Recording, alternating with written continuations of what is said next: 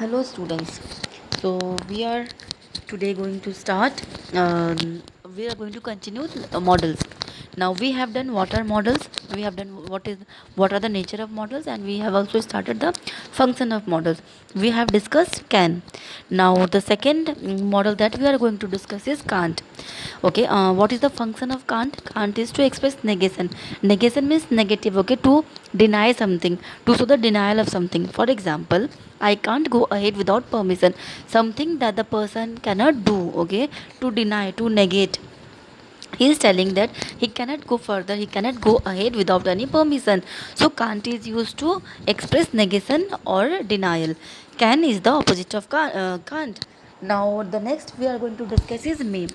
Before discussing the model may, I must remind you that I have told you that more than one model can be used for a single function. Okay, like we have discussed that can is used to make request, can is used to express possibility, and same will be repeating here. Okay, now first function of may is to make a request.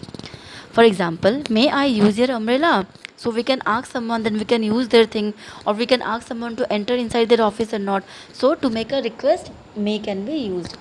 Second is to take permission. To take permission from someone, like may I go now? So we are asking someone that we can go now or not. Okay, so that is the function of may. Third function of may is to express possibility. Possibility can also be expressed by can and by may. For example, it may rain today. So there is a possibility that there can be rainfall today. To show purpose, may can also be used to show purpose. He is working so that he may win. So purpose means what is the motto behind doing something?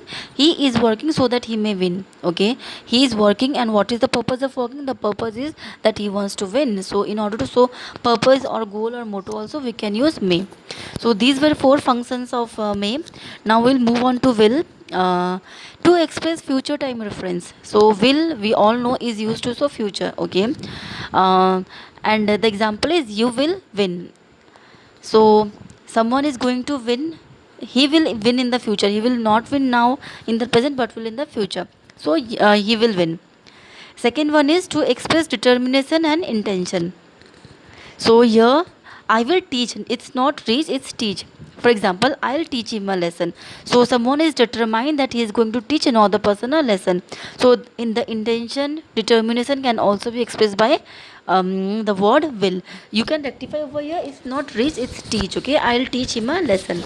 So we have discussed today the function of can't, that is to express negation. Then we have discussed four function of may, that is to make a request, to take permission, to express possibility, and to show purpose. Then we come to will.